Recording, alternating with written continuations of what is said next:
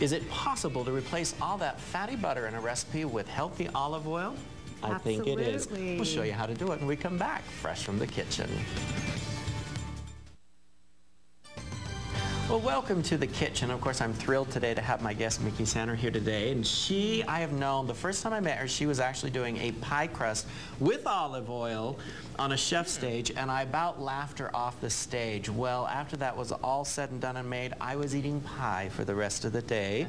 And since then, I have loved and adored her and her amazing recipes with olive oil. So thank you for being with me today. I love it. And so let's show everybody, first of all, let's tell them what we are going to make today. So what are we going to do? Well, we're going to make a chocolate sin cookie with olive oil.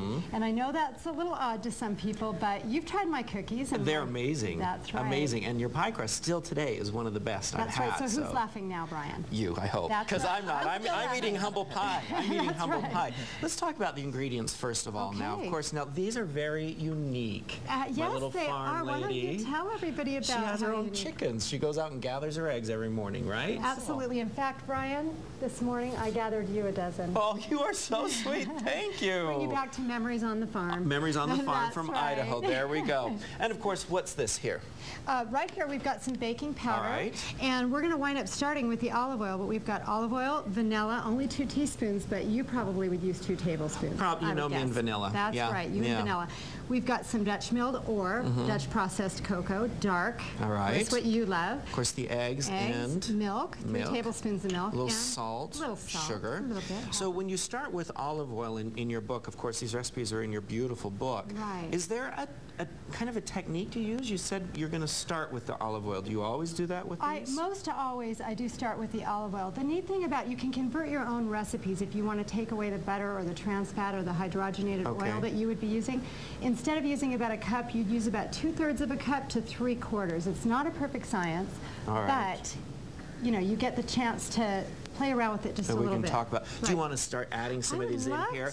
We'll try and keep the machine down because it does come back. People at home have told me when they're watching that it's hard to hear us when they have the machines running. So we'll try and do it really quiet. And of course, you've got all of your cute little utensils here. I've never seen them this small before. Still celebrating St. I love those. So we're going to use these small utensils, and we're going to finish mixing up these doughs, this batter. When we come back, we're going to finish it up and show you how to put the chocolate, real chocolate, not just cocoa powder, in these cookies. So a lot more to come, guys. We'll finish these up. All right, that is interesting. All right, Brian, see you in a minute. You're out of the toy room. Yeah. Cute little utensils. Well, next on 2 News at Noon, a Utah woman fights to save her home. We're going to be finishing up these chocolate sin cookies when we come back with Mickey here and her olive oil desserts. We'll show you how to do it fresh from the kitchen.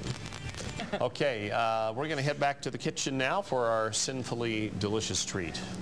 And you know, these are sinfully delicious, and I'm enjoying all the comments that are coming in on my Facebook that since I posted we were doing these.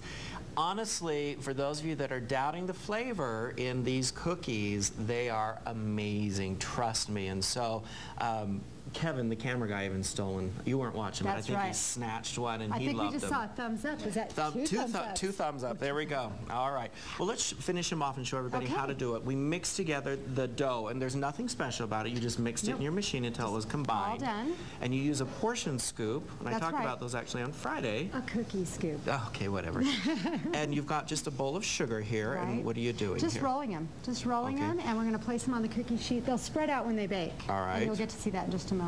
Now, I do notice the dough is really very wet. It's very wet. So that's right. Yeah, if you can let it sit for a while, it gets a little stiffer. Okay. But, you know, it dries out just a little bit, but you can use it right away. And so after we get them all rolled, this goes into a 375-degree oven for about, what, 8 minutes, you said? 7 to 10, depending on the oven. Yeah. How do you tell when they're done?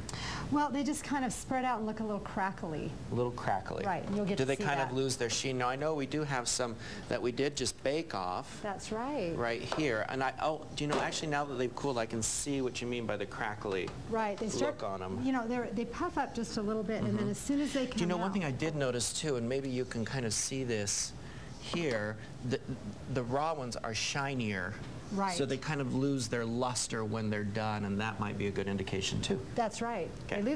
They lose their luster in sight, but never in taste. Never, Never. never. So we're doing dark chocolate today Right. because it is a dark chocolate day, we decided. It is a dark chocolate day because we're waiting for warm spring, so we're mourning that spring's not completely. So do you stick this in when they're still kind of warm, like this? Still kind of warm, and then once they're all, once you've got all your chocolate chunks stuck in there, what you'll do is you'll want to let them kind of cool. You can, Okay. Where can people get this book now?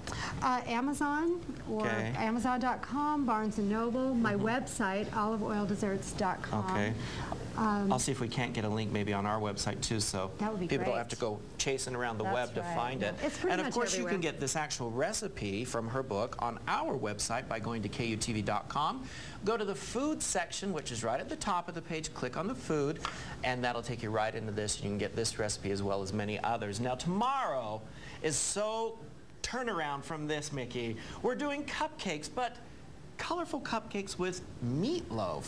Oh my. Oh my. Oh my. Maria's Is my Maria guest in the tomorrow. kitchen? Yes, I thought so. Maria's my guest tomorrow, and she's going to show us all how to do colorful cupcakes with meatloaf. So thank you so much for being with me today. Thanks for having me. Everybody, it's a great book to have. It's beautiful. You run out and grab it. I'll see you all tomorrow. Have a great rest of the day. Thank you. I'm not a big butter fan. I think I'd love it with olive oil. They're I think you delicious. would. All right. Thanks, guys. You bet. See ya. And we'll be back with the Pet of the Week after this.